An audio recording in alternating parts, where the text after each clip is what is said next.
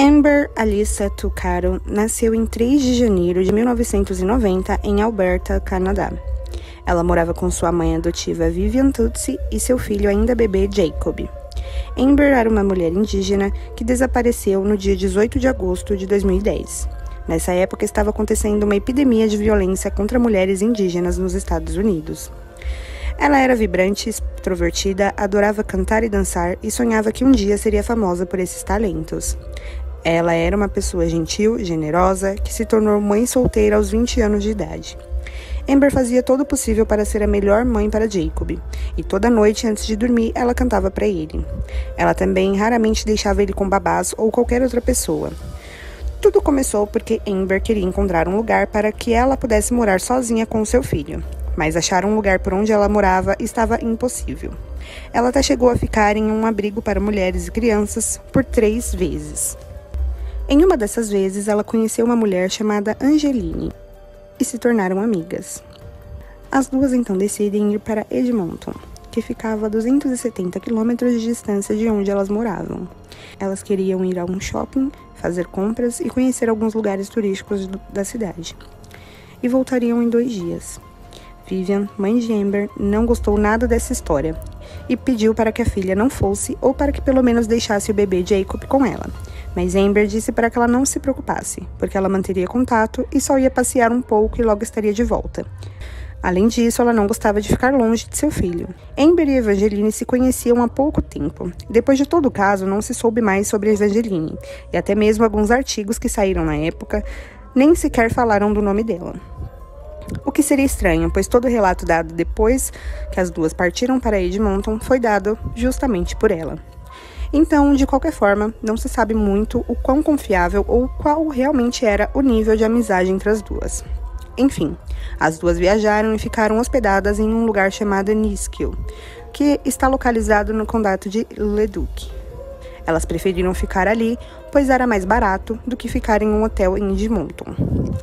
A mãe de Amber relata que no dia 18 de agosto, as duas foram de avião, chegaram lá, se hospedaram, fizeram algumas compras e é aí que começa todo o caso, pois de acordo com Evangeline, depois que elas voltaram das compras naquele dia, Amber disse a ela que queria voltar para a cidade de Edmonton de novo naquela noite. Mas nunca se soube o motivo e o porquê ela queria voltar, ao invés de esperar o dia seguinte. Do hotel Niskill, onde elas estavam hospedadas, para a cidade de Edmonton, só dava para ir de ônibus ou carro. Evangeline então concorda em cuidar de Jacob enquanto Amber iria até lá. Por volta de 7h30 da noite, Amber saiu para a estrada principal para pegar uma carona. Como havia prometido, Amber ficou o tempo todo em contato com sua mãe, tanto por ligação como por mensagens. E de repente, Amber não estava mais respondendo suas mensagens e nem atendendo suas ligações. Vivian então entra em contato com Evangeline e pede para falar com a filha, Amber.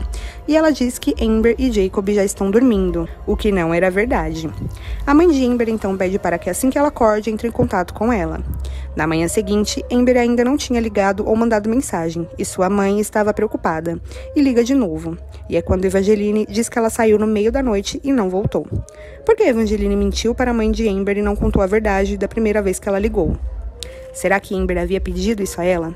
Enfim, não se sabe. A mãe de Amber logo entra em contato com a polícia canadense para registrar um relatório de pessoa desaparecida. E ela disse que desde o começo foi um descaso, e que a polícia simplesmente disse que Amber era uma mulher adulta e que deveria estar apenas festejando por aí e se divertindo. Vivian continua pressionando a polícia e a resposta que ela tem é que não podem fazer um relatório de pessoa desaparecida até que tivesse 24 horas. Isso tudo não passa de protocolo, pois sabemos que devemos sim denunciar o quanto antes um desaparecimento e que as primeiras 48 horas são as mais importantes. Até onde se sabe, não existe tal regra ou política no Canadá, mas assim foi. Vivian logo viu que o caso de sua filha não estava sendo levado a sério. Somente no dia 20 de agosto, Amber foi listada como uma pessoa desaparecida. Para ser bem sincera, a polícia do Canadá estragou tudo e toda a investigação desde o começo. 1 ano se passou e simplesmente não acreditavam que tinha acontecido realmente algo com ela, como se abandonar o filho, não usar mais celular e nem cartões e não se saber mais nenhuma notícia dela fosse algo normal. Vivian ligava para saber do caso da filha todos os dias, e ela mesma e sua família foram até o local onde Amber sumiu para espalhar para espalhar cartazes pedindo informações, batendo de porta em porta e perguntando. Até que Vivian soube que sua filha tinha sido removida da lista de desaparecidos porque houve um avistamento dela. E então, eles sabiam que ela estava bem e viva. No dia 4 de setembro, eles se pronunciaram dizendo que Amber não era considerada mais uma pessoa desaparecida e que ainda estava na área de Edmonton. E tudo isso porque simplesmente um homem que trabalhava como frentista num posto ligou para a polícia e relatou ter visto Amber no posto de gasolina. E é isso, eles nem procuraram saber se isso era realmente verdade, sendo que celular e cartões de Amber não tinham mais sido usados. Vivian insiste para que sua filha seja colocada de volta como pessoa desaparecida, mas isso não aconteceu. Fora que os pertences dela que foram deixados no hotel Niskel, a polícia simplesmente destruiu e foram dados como desnecessários. Até que em abril de 2012, a família de Amber foi contatada por conta de uma nova evidência, que era uma gravação. Naquela noite, Amber pegou uma carona para Edmonton. Em algum momento, ela começou a se sentir insegura e percebeu que a pessoa estava indo para outro lugar. Ela então seguiu um conselho que sua mãe sempre dava a ela. Não pegue carona com ninguém e, se você se sentir insegura, finja que está em uma ligação com alguém. Amber deve ter percebido que algo estava errado e então fez uma ligação para o seu irmão, que naquela época estava detido em um centro de detenção ali mesmo em Edmonton. Como se sabe, todas as ligações de presídios são gravadas. A chamada durou 17 minutos, mas apenas alguns pedaços dela foram divulgados. Dá para perceber que Amber está com medo e preocupada, e que eles não estão indo na direção correta. Beaumont, or north of Beaumont. We're heading north of Beaumont. Yo, where are we going? No, this is a... Are you fucking kidding me? You better not be taking me anywhere I don't want to go. I want to go into the city. Jeez. Yo, we're not going into the city, are we? No, we're not. Then what are these roads going to? 50th Street. 50th Street. Are you sure? Absolutely. Yo, where are we going? 50th Street. 50th Street? 50th Street. East, right? East. Over town. Bravo. Pode-se perceber que eles estão em uma área rural e antes da chamada terminar, ela disse que era uma estrada de cascalho. Em 28 de agosto de 2012, a gravação foi disponibilizada ao público pela polícia, que pedia para que todos escutassem bem a voz do homem e entrassem em contato caso reconhecesse.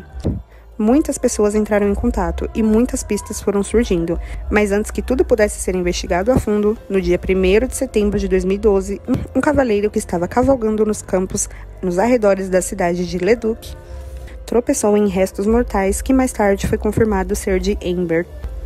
Infelizmente, pelo tempo que ficou exposta e pela situação do corpo, não foi possível saber a causa da morte e nem qualquer outra evidência forense. O corpo foi encontrado em um campo de fazendeiro e apenas 20 minutos do hotel onde Amber estava hospedada. Tudo indica que quem fez isso com ela conhecia muito bem o lugar e toda aquela área. Muitas mulheres entraram em contato alegando saber de quem era aquela voz do homem na gravação. Uma delas falou com certeza que sabia quem era. Outra mulher disse ter denunciado esse homem 3 anos antes. Todas afirmavam ser Patrick Carson, um homem que havia sido libertado da prisão em 2003 depois de cumprir uma sentença por exploração sexual e tocar um menor de idade para fins sexuais. Patrick Carson também tinha antecedentes por agressões sexuais e por prostituição de jovens. Patrick tinha o costume de atrair mulheres para trabalhar em seu rancho através de anúncios. Não só mulheres, como homens e até casais. Normalmente, ele colocava anúncios pedindo ajuda para cuidar de seus cavalos, ensinava sobre plantas e botânica, ou apenas oferecia conexão com a natureza, comida e hospedagem. Existe um site inteiro voltado a alertar sobre esses tais anúncios dele, e também tem um espaço onde pessoas contam as suas histórias e experiências com Patrick. São muitas e muitas pessoas que contaram suas histórias e alegaram ter denunciado ele para a polícia. O que aconteceu foi que eles supostamente investigaram Patrick e sua conexão com Amber e o libertaram, o colocando como uma pessoa de alto risco. Em um dos anúncios, Patrick diz estar localizado a 30 milhas de Edmonton.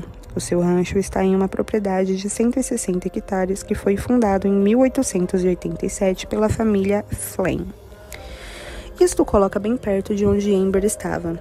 Resumindo, muitas pessoas disseram reconhecer Patrick e o denunciaram. Afirmaram que a voz na gravação de Amber era dele, mas nada nunca foi feito.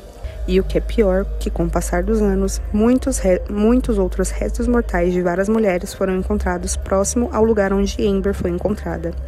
Todas eram prostitutas que foram vistas pela última vez indo trabalhar ou pegando carona. Será que Amber foi confundida com essas outras mulheres e morta pela mesma pessoa? Será que Amber foi confundida e o assassino pensou que ela era uma prostituta também? Em 2020, um homem denunciou seu próprio pai, dizendo que ele era o assassino de Amber Tucaro. Este homem era Justin Maxson, que era escritor e havia escrito pelo menos 3 livros. Ele publicou um anúncio enorme no Facebook dizendo que seu pai, em 2006, durante um vício de metanfetamina, cometeu alguns autos preocupantes. E ele e sua família resolveram enviar para as autoridades do Canadá uma lista de pessoas desaparecidas para ver se tinha ligação com seu pai. Eles tiveram acesso também à gravação de Amber no dia do seu desaparecimento, e ele disse que aquela voz era do seu pai e que naquela época ele estava naquela área rural de Edmonton ilegal.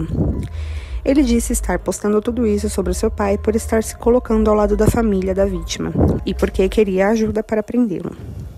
No final, ele ainda pede para que, se alguém o ver, denuncie. Após tudo isso, a polícia do Canadá investigou as alegações e determinou que muitos dos casos que Justin alegou no post do Facebook de que seu pai estava envolvido já foram resolvidos e encerrados. Então, basicamente, eles dizem que não é uma fonte confiável e não acreditaram nele. Enfim, não dá para saber se é verdade ou se ele fez isso para se promover e talvez promover um livro no futuro, já que ele era escritor. A publicação foi removida do Facebook. Em 2014, a família de Amber apresentou uma queixa contra a polícia do Canadá, pela maneira que conduziram o caso de Amber e pela conclusão que demorou 4 anos e veio em forma de 120 páginas de um relatório. A polícia ofereceu um pedido de desculpas à família de Amber Tucaro pelo mau serviço. O que realmente aconteceu com Amber? Por que ela decidiu voltar para Edmonton naquela noite? Por que não divulgaram o telefonema todo, onde possivelmente Amber pode ter dado mais descrições do carro ou da pessoa que ela pegou carona? Porque claramente ela se sentiu em perigo e por isso fez a ligação. Até hoje, a família de Amber tenta descobrir o que realmente aconteceu com ela. O que vocês acharam de toda essa história? Deixe nos comentários a sua opinião. Um beijo e até a próxima.